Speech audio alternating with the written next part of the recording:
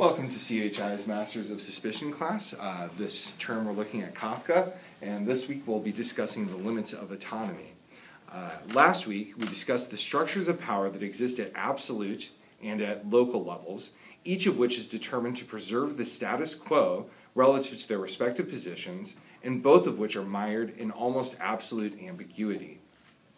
Those in power allow assistance only inasmuch as they refuse to become dependent upon them. Power structures become most apparent relative to an outsider who can only misrecognize the nature of power and around whom traditional orders and hierarchies falter and fail. Because they're so cemented on the status quo, they don't know what to do with an outsider who can't fit into the schemes that they're used to. So it's problematic, although ultimately irrelevant.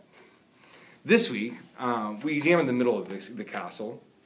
Kafka uses this middle to show a series of encounters in which K exercises his power of autonomy, a power that essentially becomes a performance of refusal to obey or oblige. And I'm stealing that definition of autonomy from Adorno in one of his books, or essays called Education After Auschwitz. It's a fantastic essay. Anyway, the question that will guide today's class is, what are the limits of autonomy, both in terms of its efficacy as a strategy of power and also in terms of the situations when K seems prone to deploy it? So that's what we'll be considering today. The 8th chapter. Kafka begins this chapter with another masterful moment of setting. This one, in particular, looks at the effects of observation and power. He writes, page 128, quote, "When K looked at the castle, it often seemed to him as if he were observing someone who sat quietly there gazing in front of him, not lost in thought, and so oblivious of everything, but free and untroubled, as if he were alone with nobody to observe him, and yet must notice that he was observed, and all the same remained with his calm, not even slightly disturbed.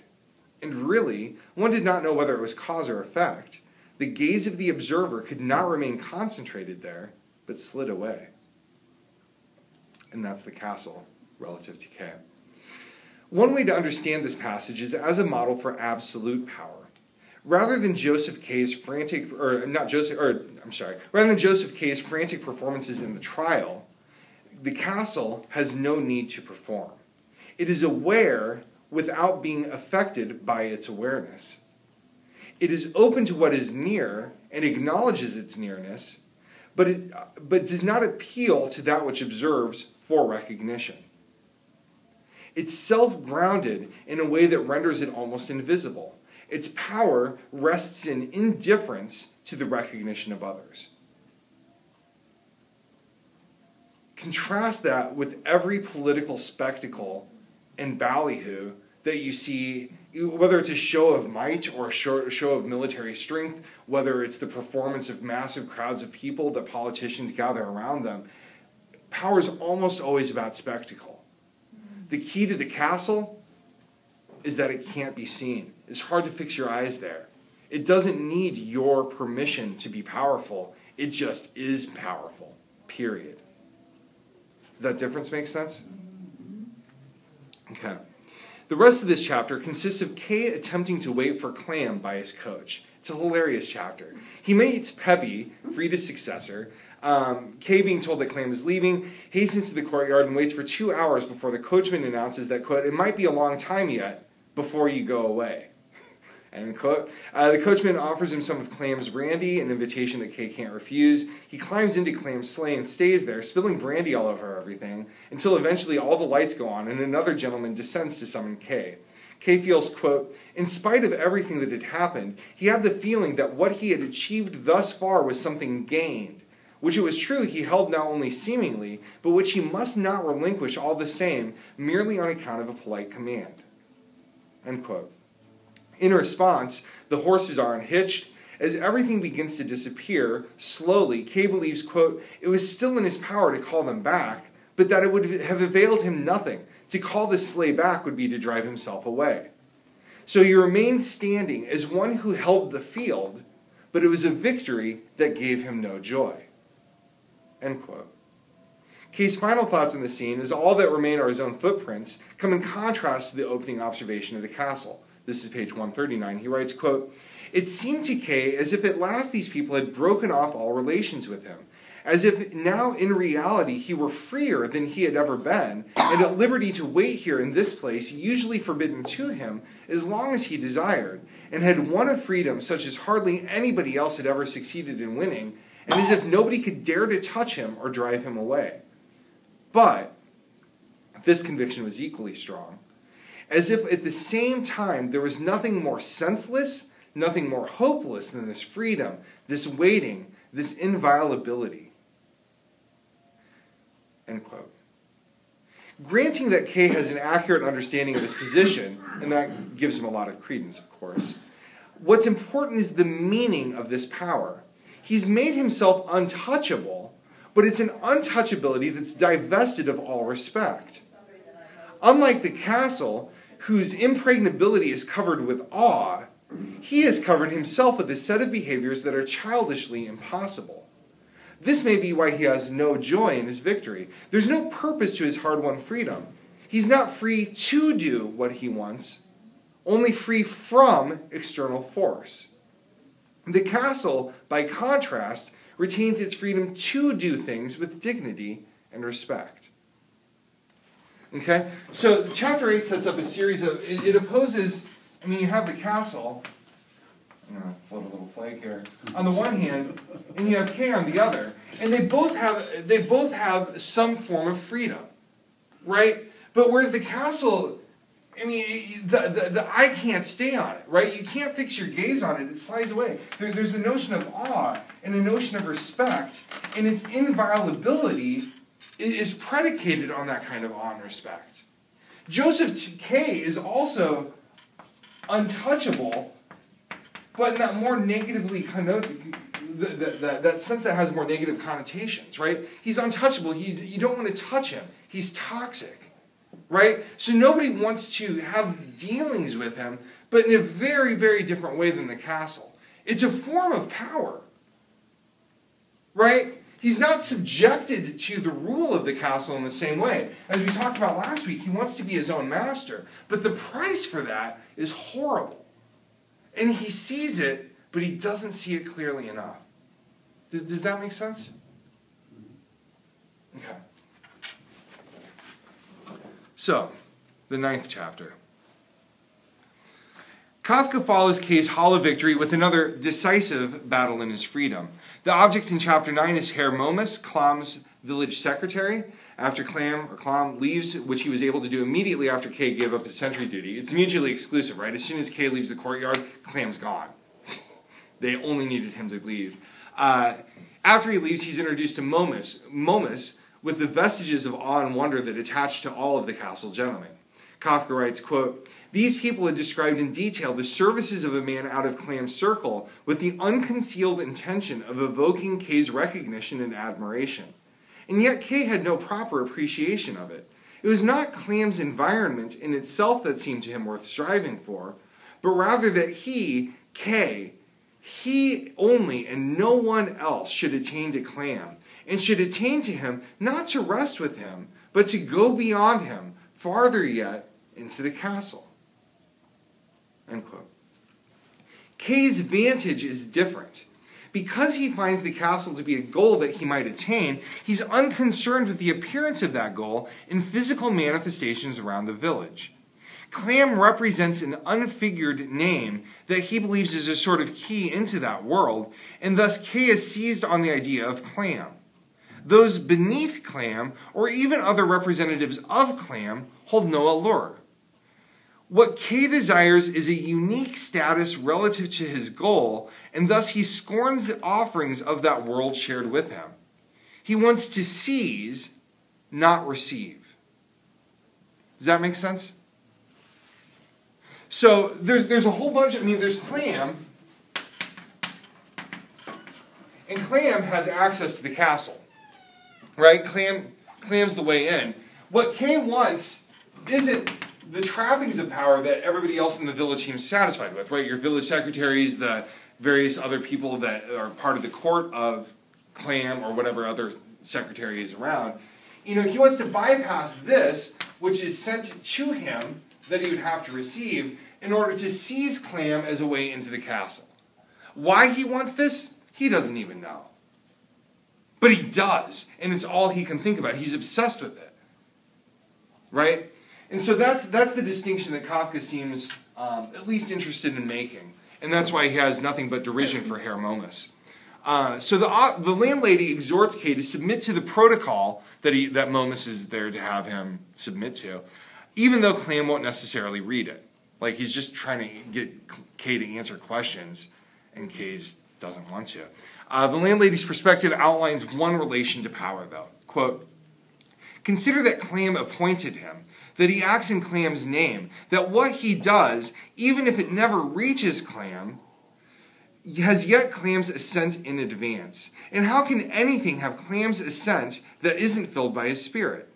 When he has Clam's assent, he's an instrument in the hand of Clam, and woe to anybody who doesn't obey him. So, in other words, the lady sees Momus as an embodiment of Clam's spirit, a different embodiment of Clam that K has the capability of interacting with. K, however, sees it otherwise. The protocol is a document that Momus covers with salt and caraway seeds from a roll that he's eating. So K leaves and finds the landlord has held everyone out while the inquiry is in process. And K at this point realizes that his refusal was a mistake. But he laughs when the landlord adds, this guy won't rain sulfur for all that. He gets it. He gets that it was a big deal. It wasn't the big deal he wanted, but it was a big deal that he should have taken seriously, and he didn't. And he knows that it's a mistake, but he feels the bigger mistake would be giving up his illusion of mastery, his illusion of power, and his illusion of control. And those illusions are far more important to him than any more material gains, which also, from Kafka's perspective, are just as illusory. But his refusal, nonetheless, even in his own terms, was a mistake. Does that make sense? Okay, 10th chapter. Here, Kafka begins with an opening reflection on the wild weather and the landlady's behavior. It is, of course, paradoxical. Quote, the landlady's attempt had, of course, not been a straightforward one. So he's thinking through how the landlady tried to manipulate him into answering the protocol. And he's trying to figure out, well, what does that actually mean? So the landlady's attempt had not, of course, been a straightforward one. Surreptitiously, she had tried to put him against the protocol at the same time. In reality, he could not tell whether he had stood out or given in. An intriguing nature, acting blindly according to strange and remote behests that one could never guess at. End quote. The problem with this kind of power is that it becomes impossible to interpret how one relates to it. The castle's power, right? Because you don't understand what the power is, you don't know if you're obeying it or rebelling against it. You never understand how to understand the summons that you receive or the commands that it offers. So K is continually flustered with his attempts at rebellion precisely because he cannot tell whether his acts of rebellion were themselves engineered. Right? If somebody wants you to rebel, your rebellion loses a lot of its mustard, right? I mean, it takes a lot of the might out of it if that's what they want you to do. And you can tell yourself, oh no, I'm a rebel, I'm rebelling, I'm raging against the machine. But if you're following the order to rage against the machine that you're raging against, it's kind of empty and hollow feeling. And that's how K is spending most of his time in the village. Does that make sense? Okay.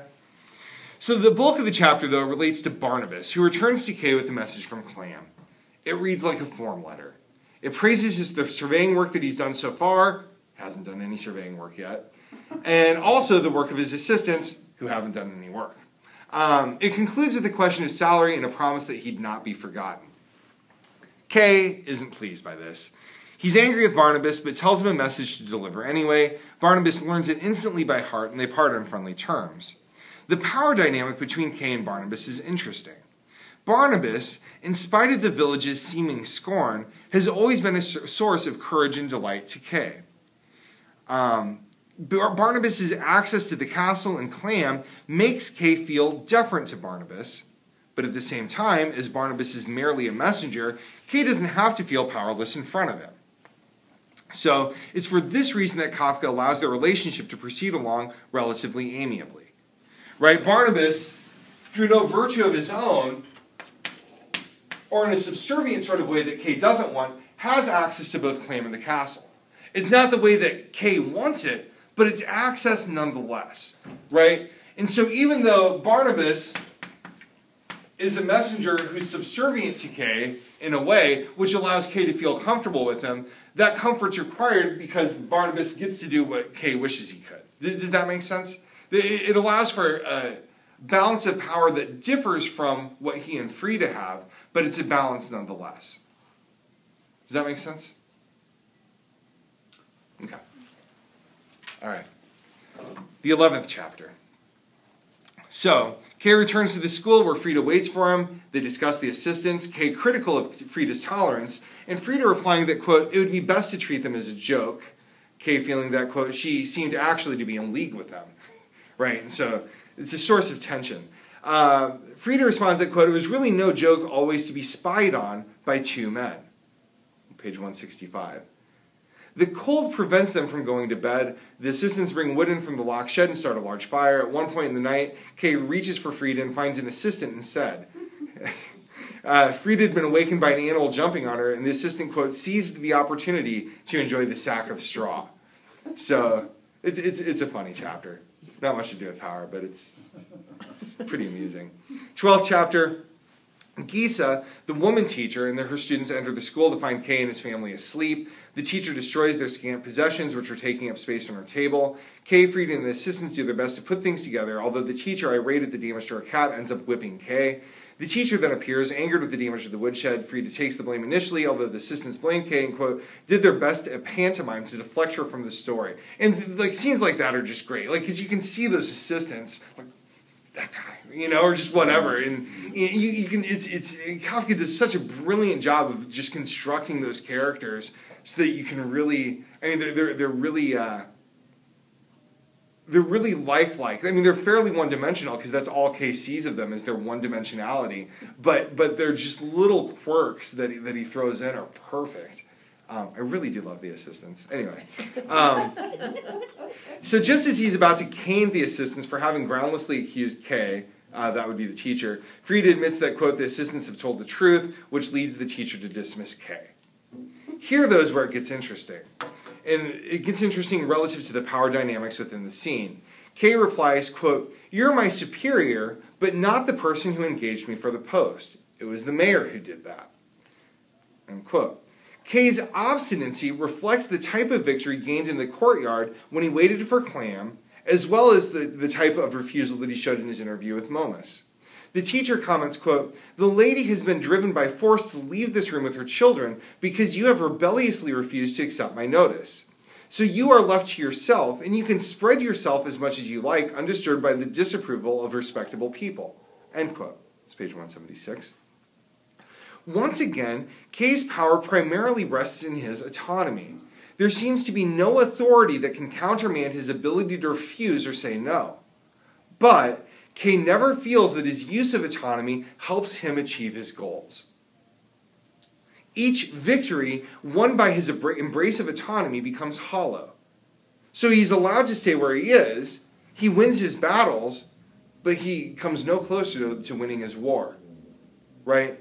And once again, think back to last week and that notion of the path that doesn't go to the castle, but it doesn't go away from it. And it takes a lot of effort to keep walking a path that never gets him where he wants to go, but it doesn't seem to be heading in the wrong direction, and there's certainly no other alternative. That's the situation of the castle. Is that making more sense as a symbol for the whole of the story? Okay. Chapter 13.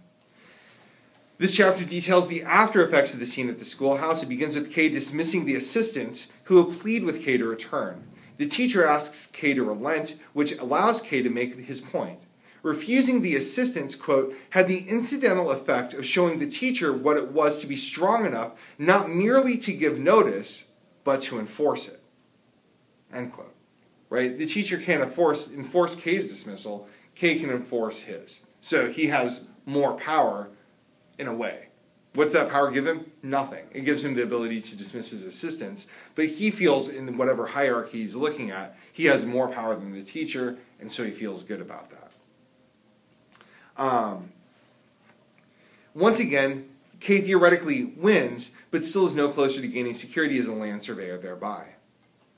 K then talks with Frida concerning the assistants. Frida claims that, quote, they jealously watched all our movements, that one of them finished up by taking my place on that sack of straw, that they gave evidence against you to ruin you, and so to be left alone with me, end quote, attempting to provoke K into jealousy.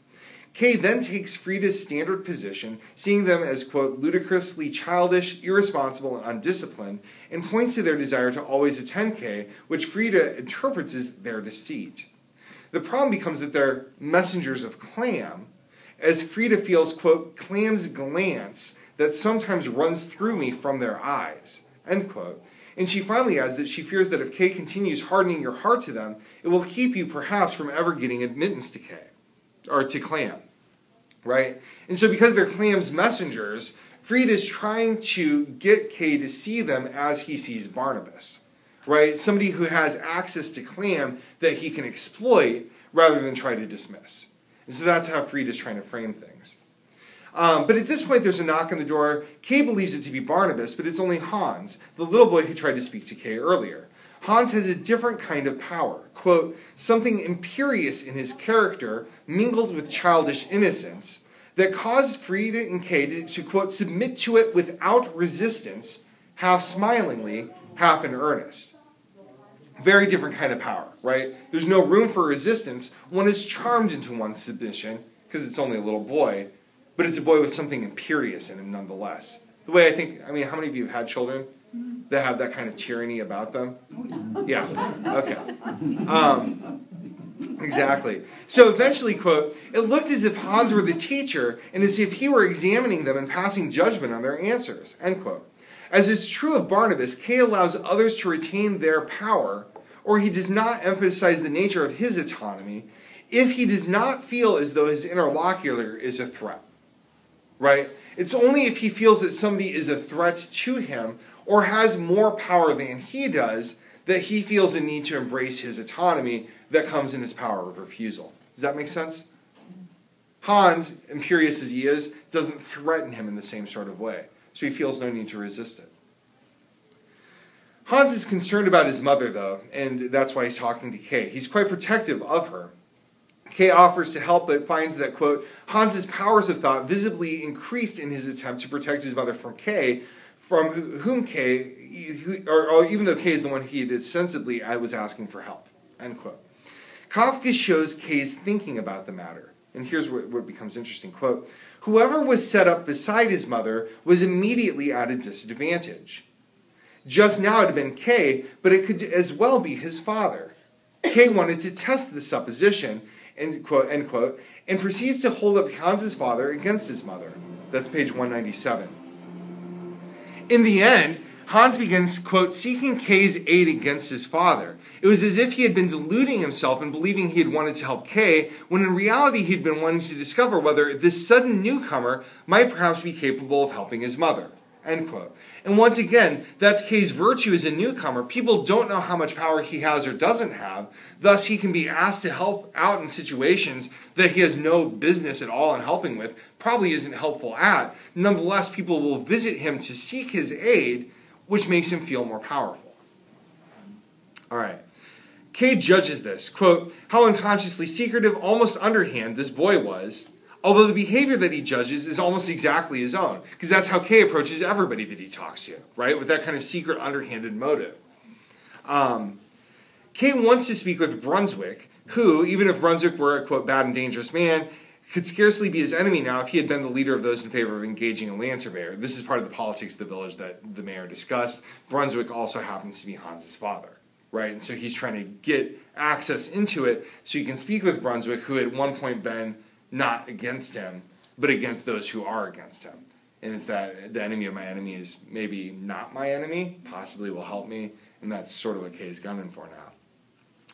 Kay hopes to make Brunswick an ally against the teacher and against the mayor, exposing, quote, the whole official plot by means of which the mayor and the teacher were keeping him from reaching the castle authorities. Page 195. Again, Kay acknowledges the underhanded motives of the boy without seeing how these motives are a reflection of his own. He has no self-awareness, no capacity to judge himself in any way. In some ways, that sounds a lot like Joseph Kay. Frida, in turn, expresses her doubts about Kay based on the landlady's advice to just listen to Kay, who, quote, hid nothing, but nonetheless was deceitful. Right? And that's the landlady's point. Kay doesn't hide things. He's not secretive, but he's deceitful because he doesn't know himself well enough to know when he's behaving deceitfully. And the situation with Hans exposes that. In particular, Frida accuses him of desiring her only because, quote, I was once Klam's sweetheart. And she believes that Kay wishes to use her as a bargaining chip. What was revelatory for Frida was the conversation with Hans about his mother, where Kay apparently where Kay's apparently solicitous inquiries about her were, quote, quite nakedly your own simple preoccupation with your own affair. You are betraying that woman, Hans's mother, even before you had won her. Right? And so she's looking at how Kay was interacting with Hans, how he was setting up an interaction with Hans's mother, and comparing that situation to how Kay interacted with her. She's pretty clever, right? She sees through a lot of this. Kay responds by claiming that the relationship was equal. Quote, you came to meet me just as I went to meet you, and that with Kay, quote, in acting for myself, I was acting for you too. So in Kay's mind, everything he does for himself is automatically also done for Frida because they're together. Right? He can't have a solo victory. Everything that he fights for is always for the family, not just for him. So he doesn't see it as quite, I'm seeking out my own interest in spite of you. He sees it as wanting to work things out together, and Kafka does not resolve this relationship dispute. It just kind of hangs. And we move on to the 14th chapter. In the 14th chapter, it begins by exploring the relationship between Gisa and Schwarzer, the man Kay met upon entering the village. Kay reflects on the happenstance of his life and realizes that Schwarzer's intervention in calling the Central Bureau complicated things more than an initial inquiry with the mayor may have. Kay realizes that due to Schwarzer's intervention, he was in a situation which, quote, he would never have himself achieved, and which the authorities themselves would hardly have allowed, namely, that from the beginning, without any dissimulation, he found himself confronting the authorities face to face. A dubious gift. It spared Kay the necessity of lying and contriving, but it made him almost defenseless. Power here is predicated on deniability and mystery. But once again, Kay cannot maintain the level of anonymity allotted to the officials of the castle. Right? He can't see the officials face to face, the ones that he wants to see. His face is visible. He can't see the face of the people that he actually wants to meet.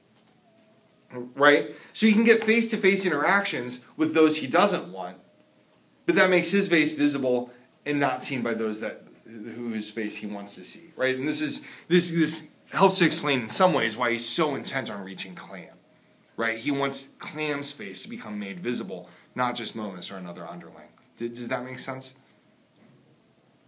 There's a power to seeing somebody eye to eye or face to face because it presumes that you're equals. He's not an equal, and he doesn't understand that. So, Kay, in the end, decides to visit Barnabas, who is absent, at his house, and therefore he talks to Amelia and Olga. And that's what gets us to the 15th chapter. We doing okay so far? It's a lot more plot summary. It's a huge chunk of text, so I'm trying to summarize and spotlight in on the important things for those of you who didn't read. Is that all right so far? All right. So, 15th chapter. Kay ends up spending more time than he'd intended with the Barnabas family, talking to Olga, who, quote, seemed to be really happy at the prospect of sitting there alone with him, but it was a contented happiness without a single hint of jealousy, end quote.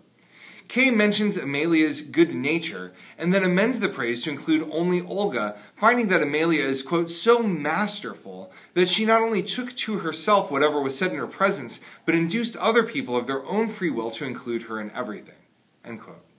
Olga responds that the youngest sister indeed has, quote, been the decisive voice in the family for good and for ill. This is page 225. In conversation, Kay sees the other side of castle politics and learns how they doubt everything. Olga asks, quote, is it really castle service Barnabas is doing? He goes into the offices, but are the offices part of the real castle? Barnabas even doubts that the official who is referred to as Clam is really Clam. Page 229. It is to the point that Barnabas is, quote, allowed into an office rather an anteroom of the office, perhaps not even that. He speaks to Clam, but is it Clam? Isn't it someone who's a little like Clam, a secretary perhaps, at the most, who resembles Clam a little and takes pains to increase the resemblance? End quote.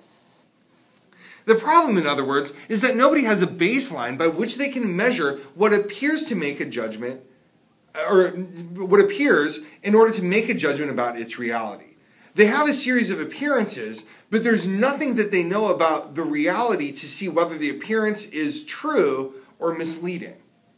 They just don't have enough information. At the same time, absolute skepticism proves unwise, right? So the common reaction to that situation, where you don't have the information to see what you believe and judge whether or not it's true, is to be skeptical. But that doesn't work, because this is Kafka. So he shows how everything fails, not how things can work. Page 240. Something is there, something which Barnabas has the chance of using, something or other at the very least, and that it is Barnabas' own fault if he can't get any farther than doubt and anxiety and despair. End quote.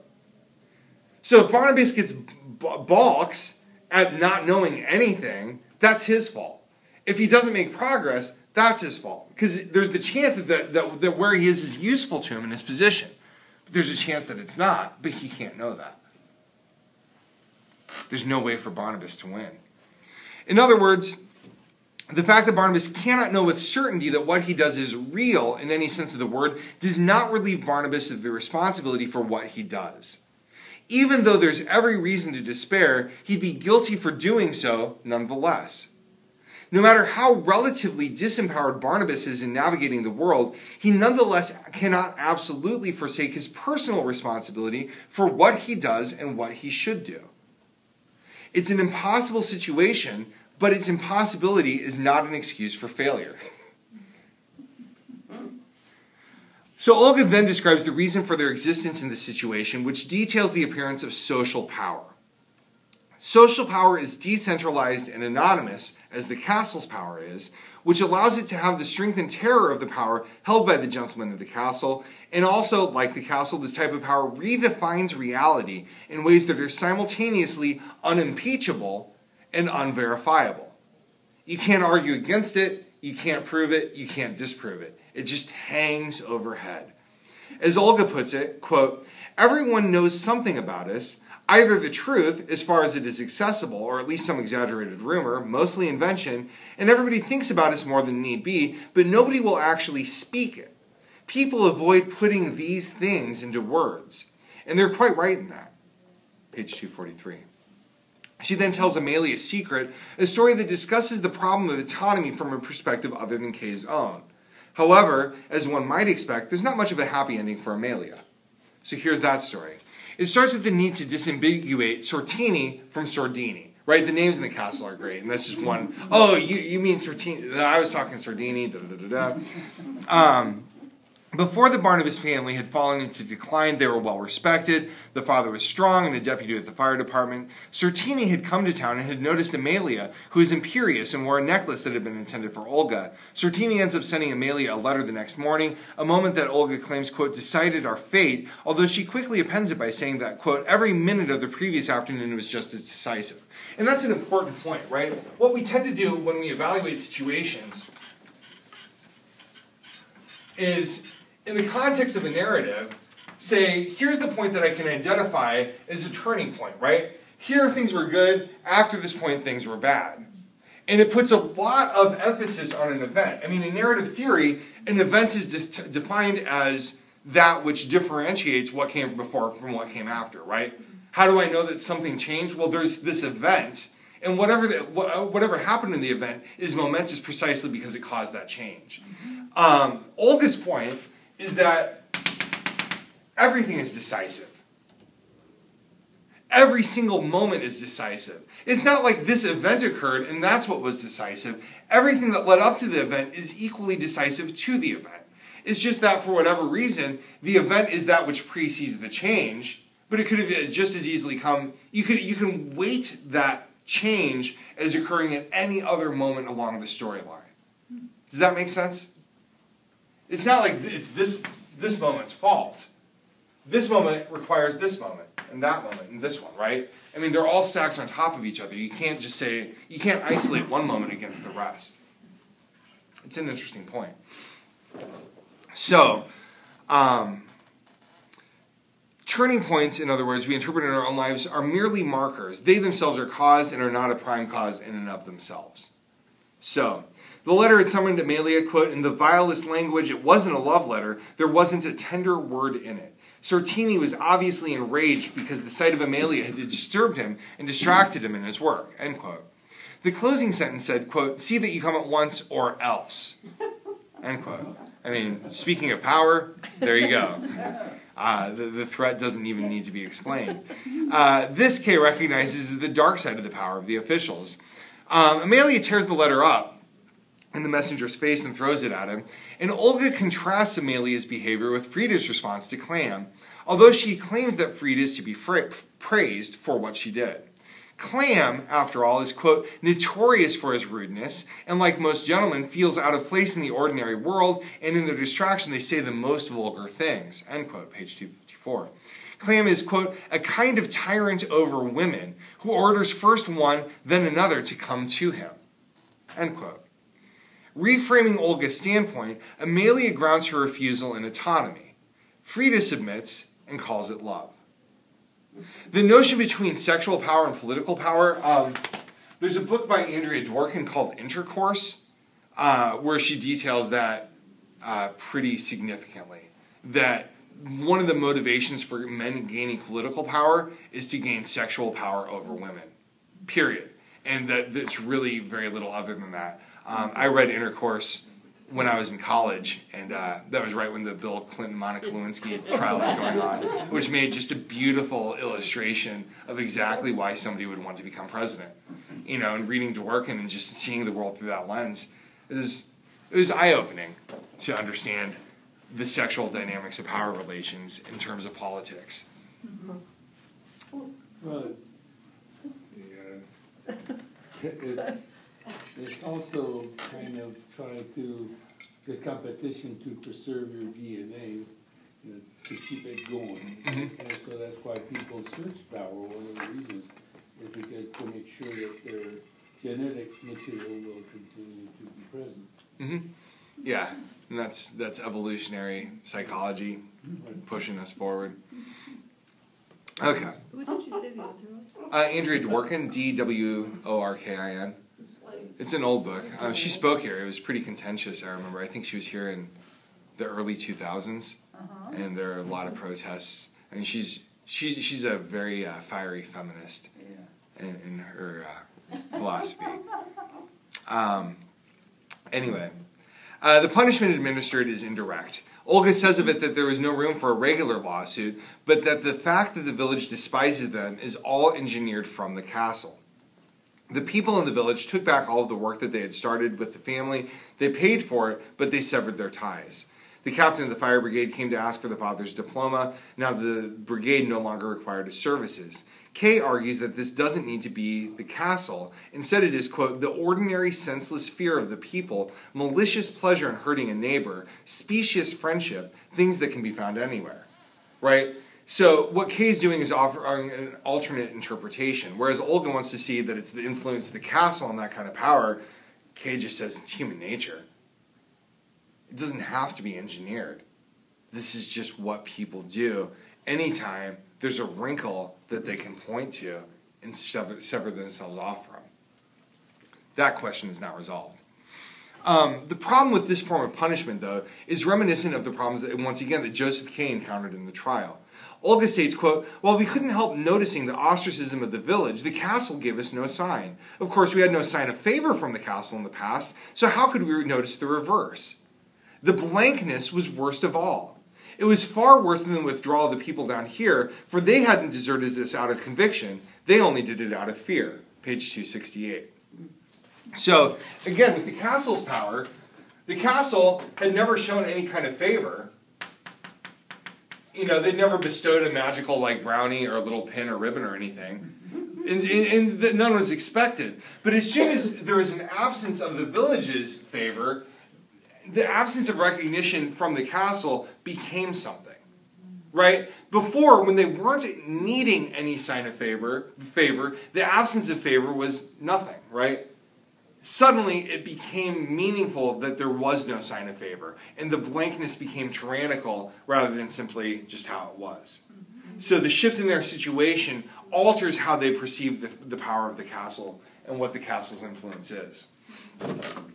Olga explains that everyone was waiting on their family to explain the mistake. Quote, "It wasn't our family that was taboo, it was the affair, and our family only insofar as we were mixed up in the affair. If we had quietly come forward and shown by our behavior that the incident was closed, and reassured public opinion that it was never likely to be mentioned again, everything would have been made all right. We should have found friends on all sides as before. Instead of that, we sat in the house." End quote, page 270. In other words, the problem with the Barnabas family stems from an unwillingness to suspend their autonomy. They refuse to stop refusing. They don't want to give that power up. Olga validates this interpretation, adding, quote, "I don't know what we were expecting, probably some decision from Amelia, for on that morning she had taken the lead, without any particular contriving or commanding or employing, almost by her silence alone." End quote.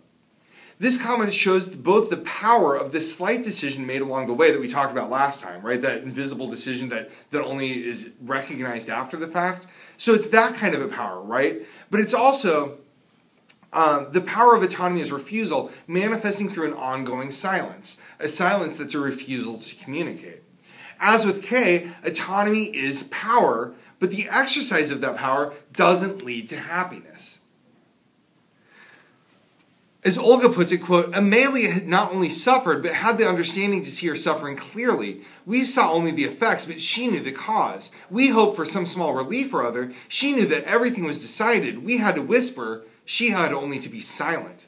She stood face to face with the truth and went on living and endured her life then as now."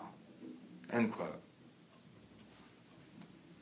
Ultimately, the community judges not the event, but the failure of the family to overcome it. Quote, "If we had triumphed, they would have honored us correspondingly, but since we failed, they turned what had only been a temporary measure into a final resolve and cut us off from the community forever. Our name was never mentioned. If they had to refer to us, they called us Barnabas's people, for he was the least guilty. Whatever we did, whatever we had, it was all despicable." 273. The verdict, of course, is one that ultimately cannot be undone. It's a double judgment for the same quality of autonomy that Amelia maintains. Implications. Number one, autonomy, the right to refuse, is a source of power that can be successfully deployed against the world. Problematically, victories gained by using autonomy generally come at the expense of human community. You can refuse, but you'll lose your friends in doing so. And the larger the power that you fight, the larger the struggle that you refuse, the more friends you're going to lose along the way. That refusal becomes more and more absolute, and it severs you from other connections. We can claim our right to refuse, but we do so in sacrificing our social bonds. That's the price. Number two, the castle's autonomy works because it remains a decentralized community shrouded in mystery. Has no need to perform autonomy or to make a show of refusal. It simply does what it will and maintains the respect of others around thereby. Part of its power is also having people interpret that which happens to them relative to the castle. Right? There's no reason why Olga should interpret the castle as engineering their ostracization, but she does. And those sorts of stories carry weight, which add to the castle's power rather than detracting from it. Number three, Kafka thus suggests a power of autonomy that upholds other social relationships, as the castle seems to do, and a use of its autonomy that suspends or interrupts other social relations. So the castle's autonomy supports the human community underneath it. K and Amelia, in their autonomy, interrupt and destroy that kind of social cohesion. Because they're too particular, their situations are too individual, it's not as global as what a human community needs as a foundation or a grounding. The autonomy of the castle gentlemen, Clam or Sardini, aren't considered exceptional in any way. they're protected by the larger power sphere in which they operate. Right? So Clam's refusal, if Clam were to refuse something, he never does so as Clam, he does so as the castle. Right? His autonomy is grounded in a larger structure that isn't just his, and that's why he can get away with doing whatever he wants to do, being a tyrant to women, for example. Individuals within the system, in other words, are granted a larger right to autonomy than those who aren't at the top of the hierarchical system. Their refusal, they can go against convention, they can do horrible things, but they can do so in ways that don't interrupt the community and don't lead to the same sorts of consequences as what Kay does or what Olga does. Does that make sense? Mm-hmm. And I think he does a good job of characterizing that and pointing that out through this middle chunk of the story. Are there any other questions? Yeah. I know you touched on it in each chapter, but could you distill that earlier chapter 8 statement of Kay's toxicity is a form of power? Yeah, so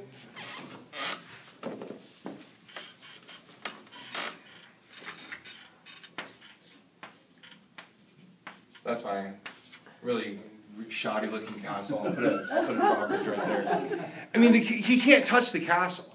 He can't come to face with its officials. Nobody really can unless they are summoned, right? It's inviolable and it's untouchable, but it is so because in a way it maintains itself in a state of awe, right? But everyone's toxic, correct? Well, not in the same way, right? Because most people go along with it, right? They have reverence for the castle, and the castle supports the community that exists in terms of their reverence. It's untouchable, but remember the way that he described it, that the castle was free and untroubled, as if it were alone with nobody to observe it, and yet must notice that it was observed, but it remained with the calm and wasn't disturbed. The gaze of the observer couldn't even rest on it, right? The castle doesn't want to be seen, right? Its power doesn't demand a show of anything at all. It just is. It just operates. Its isness is enough for it. It doesn't mind. It doesn't ignore people looking at it. It's not trying to hide, but the gaze of somebody else is irrelevant to it. Okay? Kay's toxicity comes when he tries to make a show of power, right? He makes a spectacle of himself waiting for Clam in the courtyard. It's like people can see it, right? It's very obvious. They can see him, but it's not the same kind of inviolability. Nobody can touch him. Nobody will force him to move. But he's making a show of himself, and the way that he performs his autonomy is to draw attention rather than to shed the attention off of him. I was thinking that you meant his toxicity was because he was an outsider. No, I mean, his ability to refuse without repercussions comes because he's an outsider, right? He doesn't fit into the system, so the system doesn't know how to process him.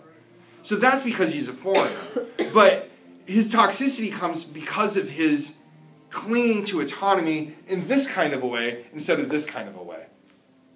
Right? What he would have done if he had just started surveying the land, Kafka leaves us to wonder about. But he never does that, right? Never. Now that's a little bit like people get really angry when they're all believing the same God, let's say, or something like that, and somebody does something that they consider is an offense to God because they feel that God is going to come back and punish them. A smiting will occur. Right, well, and we don't know, but the castle could have. When people, when a community doesn't want external input to be put in the way of their relationship with power, it's because they fear that if they do that, then the power will take revenge. Can I respond to that in a very, very sideways manner? Okay. Another way to look at this, and this goes back to last week's comment that there's, that you can read the castle as a religious allegory. Here are 3 different kinds of religious power.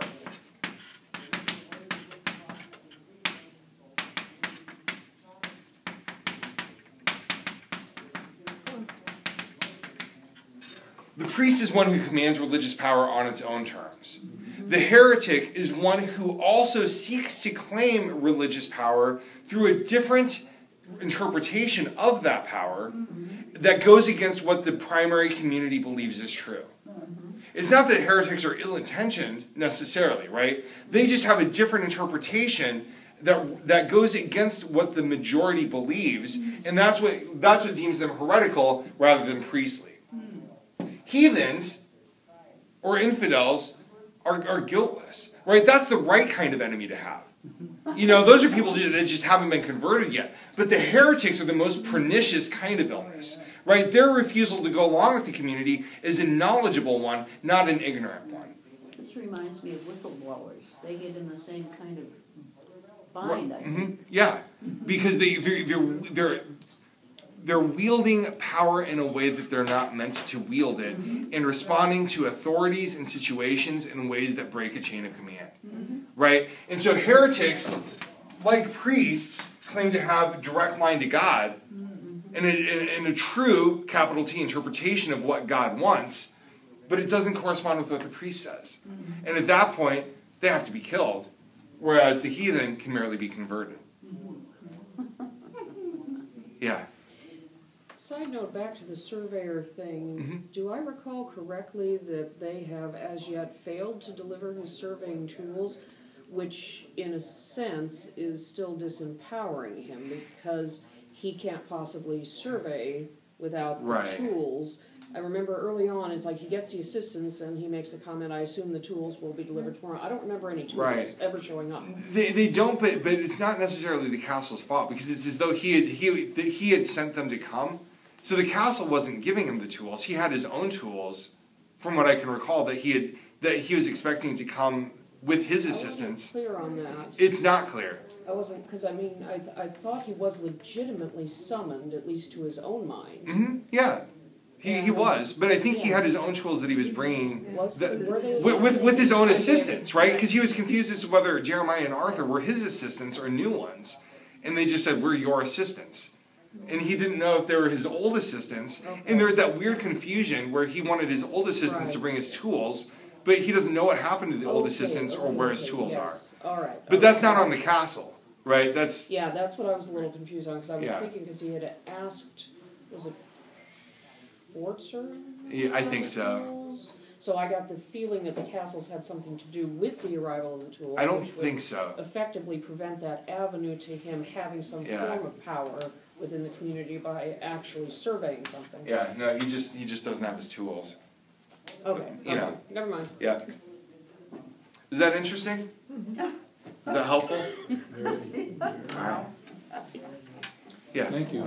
Makes me think of the other day on the radio, they were comparing Putin's viewpoint with the Iranians, with the guy that rules Syria, and all of them thought that outside interference in the affairs of a government ruling over a particular group of people, that was always illegitimate.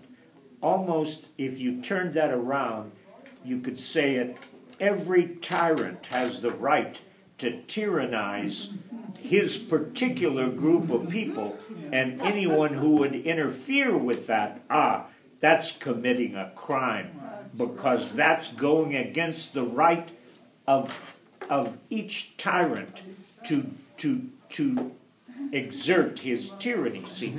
And you thought, what a perverse point of view that is. And of course, that's what the Chinese think too, see?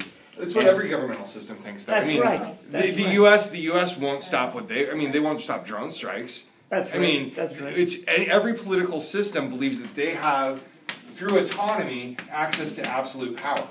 And nobody has an access to absolute power that's bigger than theirs except through military force. And so the U.S.'s function on the UN or things like that, I mean, the countries that say that the UN is a puppet of the U.S. have, I think, some arguable claim to say that. Not total, but I think it's arguable. And I can understand why they'd say why, because the U.S., in wanting to be the police of the world, it's well-intentioned, sure, right? to want to say, here's what good is, we will define good in our ways, and we have the military force to back up our interpretation of what's good. And that's from people who have different perspectives. And again, I mean, they're incredibly abusive of power, right? I mean, incredibly destructive of their own citizens. It's not that I'm defending tyranny or anything like that, but the logic of autonomy's absolute access to absolute power, that's universal in any governmental situation. And it says nobody, I mean, it's states' rights, right? States say, I have the absolute power in my state to rule what I want to have happen in this state, in this city, in my house. Wherever the locus of power is, everybody wants to have an absolute access to power, and that's what autonomy says. It looks at any other power structure and says, I can refuse you relative to my connection to absolute power. You can't make me not refuse. Unless you have more might, in which case you can be made to not refuse. Yeah. It's just costly. You'll find that, like, Putin is being very hypocritical when he invokes, like, he's saying the United States should not be interfering in Syria while he is over interfering in the Ukraine. It's just like, well, like the way some people see it is just like he has a totally different definition of like outsiders or interference. Yeah. But there was a time, things have changed a little bit geographically, but there was a time when, we we instigated a military coup in Chile, because the fear was that between Cuba and Chile they would make a big communist sandwich of all Central and South America. Mm-hmm. And it was justified, and people defended it. Well, it didn't matter what happened over there. Justified by the CIA. Well, it's justified by that logic of authority, though, right? It's justified by the powers. Yeah. They justified it based on, again, it's that notion of priest, heretic, and heathen, right? The priests of capitalism and democracy looked at the heretical views of communism and said, no, that's not what power should look like. You must be deposed and killed because there's only one truth. We're the priests, we have the power to call you a heretic and therefore exile you from human community. And that's how power works. All right. It's kind of a giant leap, too, to say that drones are well-intentioned, too. Oh, yeah. All right.